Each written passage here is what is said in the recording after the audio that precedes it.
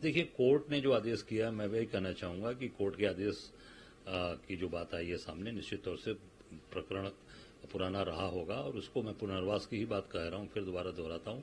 और अब जो योगी के जो बुलडोजर की बात थी, वो तो अब माननीय सर्वोच्च न्यायालय ने रोक लगा दिया है और निश्चित तौर से सर्वोच्च न्यायालय ने जो अत्याचार ये सरकार कर रही थी और केवल विपक्षियों के घरों पर बुलडोजर और उनके घरों पर और उनके कटरों पर, उनके होटल्स पे चलाए गए पेट्रोल पंप पे, उसको पूरी तरीके से माननीय सर्वोच्च न्यायालय ने रोका है और इसका संदेश अच्छा गया है, मजबूत गया है, क्योंकि अपराधी केवल विपक्ष में बैठे हैं, इनके साथ नहीं है।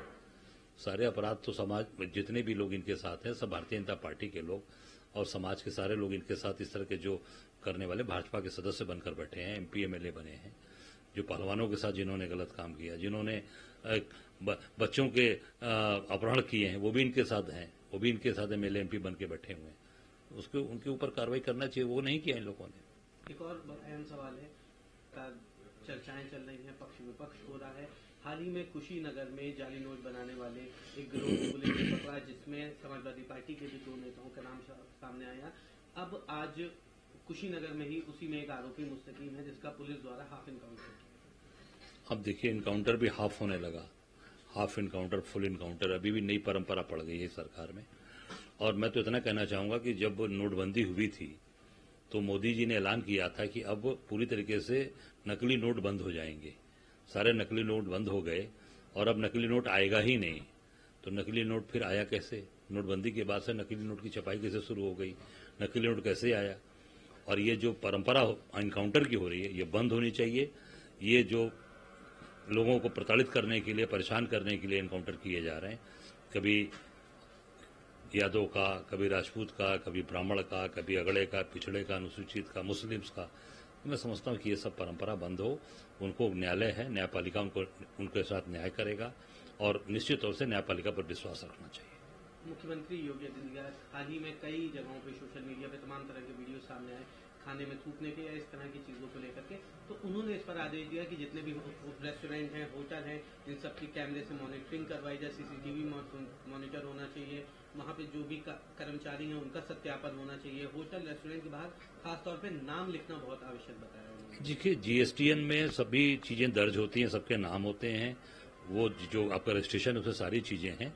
उसको बार बार इस तरह से उठाना, बार बार केवल नाम लिखवाना, ये मैं तो समझता हूँ कि ये लोगों को प्रताड़ित करना और परेशान करने के लिए सारी चीजें की जा रही हैं, जो जिससे आम जनता को सुविधा हो सके, आम जनता को, आम व्यापारी को, गरीब आदमी को, रेहड़ी ठेला खुमचा वाले को जिससे मिल सके, जिससे ढाबा होटल को सुविधा मिल सके, वो कानून बनाइए।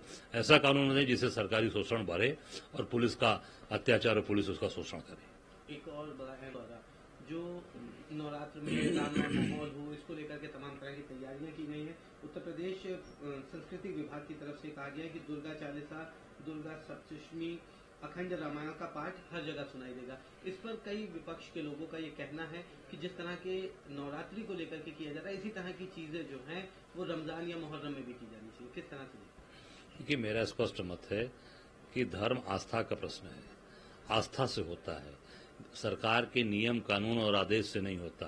चाहे वो हिंदू वर्ग हो, चाहे मुस्लिम वर्ग हो, चाहे सिख हो, चाहे ईसाई हो, आस्था है, आस्था के साथ करना चाहिए और आस्था ही सबसे बड़ी हमारी ताकत है, चीजें हैं। उसी से हम, चाहे रमजान के महीने, पवित्र महीने में हम व्रत रहते हैं, नवरात्र में व्रत रहते हैं, चाहे सिख समाज गुरु नानक देव जी की जयंती मनाता है, चाहे ईसाई जो है अब वो अपने त्यौहार को मनाता है, ईसा मसीह का जन्मदिन मनाता है। तो ये सब आस्था का प्रश्न है।